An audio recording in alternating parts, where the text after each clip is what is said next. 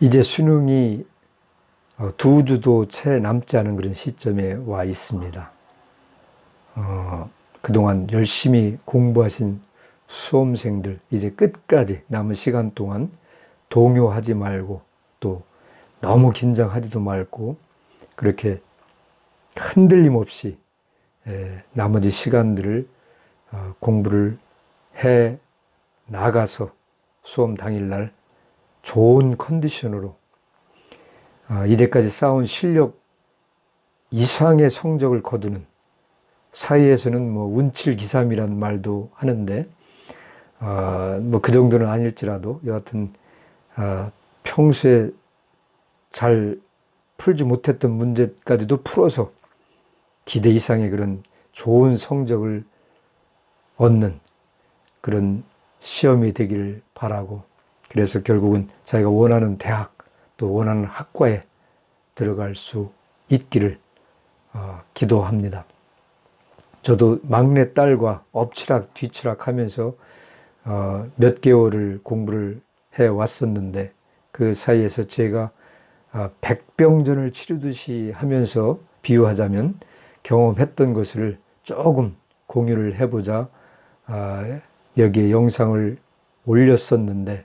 이제 저도 그것을 마무리할 시점에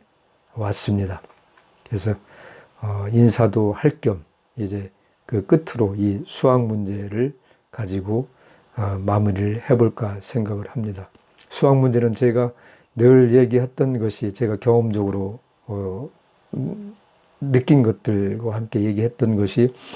문제를 풀려고 한다는 그런 표현보다는 문제를 잘 읽는 것이 중요하다.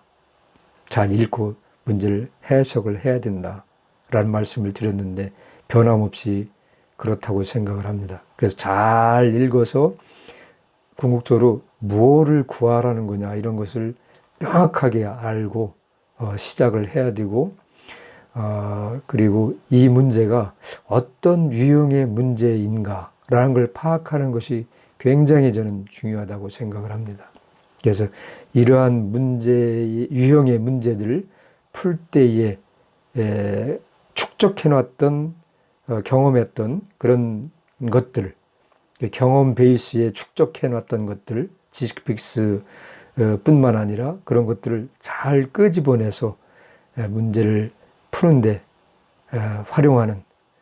그런 연습을 할 것을 제가 말씀을 드렸었는데, 그 문제의 유형에 해당하는 것을 잘 판단을 하는 것, 그것이 중요하다고 생각을 합니다. 이 문제는 뭐 단정적으로 계수 비교는 아니겠지만, 이러한 조건에 해당하는 함수라면 이 주어진 이 방정식들이, 함수들이 어떻게 되어야만 되는가라는 관점에서 계수 비교와도 유사한 그런 성격을 가지고 있다라고 생각이 되는데, 그런 성격을 먼저 판단을 하고 문제를 풀어나가는 것이 중요하다, 그런 말씀을 드린 것이고, 이 문제는 이 1차 함수, fx가 1차 함수고 미지수가 하나인 것이죠. 이 미지수 하나를 결국은 찾는 문제라고도 기본적으로 생각해 볼 수가 있겠는데,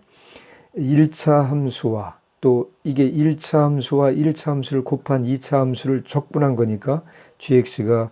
3차 함수가 되겠죠. 결국에서는 hx가 4차 함수가 된다는 의미가 되겠습니다. 그래서 이거 4차 함수네, 그러면서 1차 함수와 3차 함수를 곱한 놈이구나, 그 놈이 이런 조건을 만족한다면 도대체 요 놈이 어떤 모양이 돼야 되는 거야, 그래서 A 값이 뭐야 라고 이렇게 문제가 겉으로 보기에 이제 계략적으로 그 해석이 되면서 그런 방향으로 문제를 풀어나가면 되는 그런 문제라고 말할 수가 있겠습니다. 이 조건이 뭐 상당히 중요하겠는데 이 조건을 잘 해석을 해서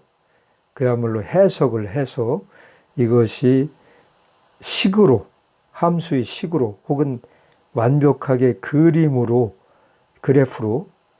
그려질 수 있다 그러면 형상화할 수 있다 그러면 뭐 문제는 거의 풀었다고 볼 수도 있겠습니다. 물론 이 까다로운 이 해석을 통해서 이 함수를 확정하는 그런 과정이 그냥 뭐 쉽게 되는 것은 아니겠지만 그러나 그렇게 방향을 그리고 전략을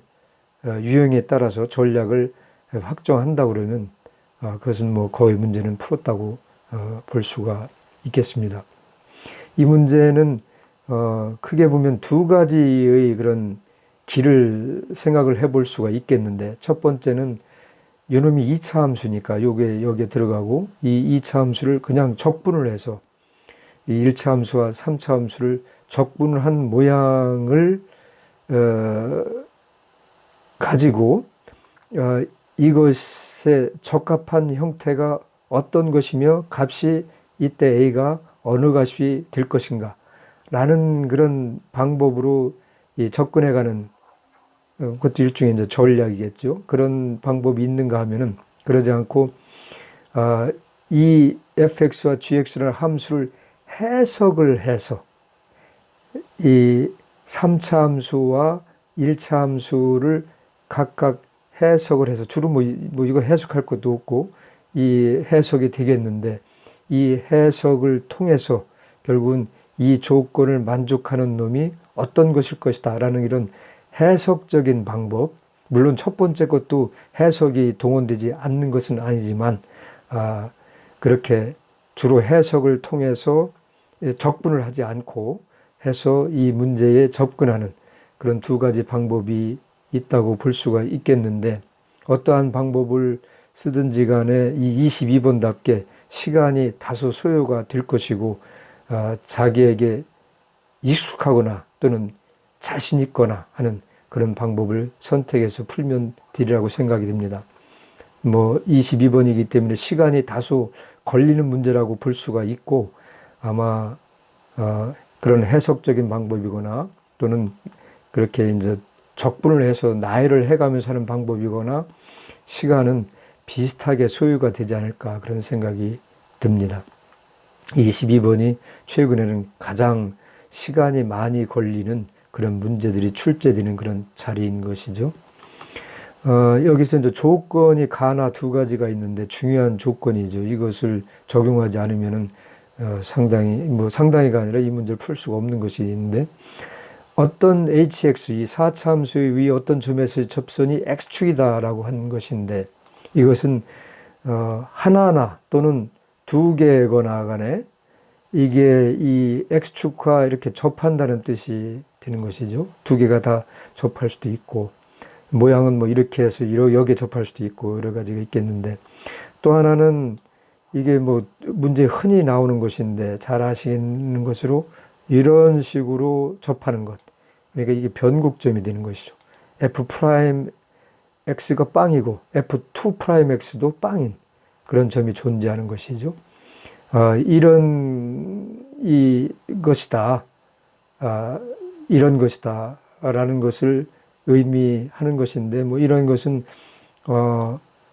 이렇게 했다가 이렇게 되는 수도 있는 것이죠. 이게 이제 가번의 의미고 하나는 반드시 이렇게 이 x축과 접한다 라는 것을 밝혀주는 것이고 알려주는 것이고 이렇게 요게 변곡점인 것도 f'x가 빵이면서 f2'x도 빵인 이 변곡점인 경우도 이 접선이다 라는 것을 생각하는 것, 이것이 아니면 이 문제가 풀리지 않는다 라는 것을 아마 풀어보신 분들은 아실 것이고 나번 조건은 hx의 절대값을 씌운 놈이 x축과 평행한 직선과 만나는 서로 다른 점의 개수의 최대값은 4이다 라고 그랬는데 요놈 같은 경우에는 이렇게 접힐 텐데 그러면 뭐 여기에서 이렇게 평행한 선을 그으면 이게 X축이고, 그게 되면은 하나, 둘, 셋, 넷, 다섯, 여섯, 7개가 하나, 둘, 셋, 넷, 다섯, 6개가 되겠죠. 이런 경우는 아니다라는 것이니까 이게 밑으로 내려가서는 안 된다라는 것을 알 수가 있겠고, 여기 같으면은 이렇게 돼서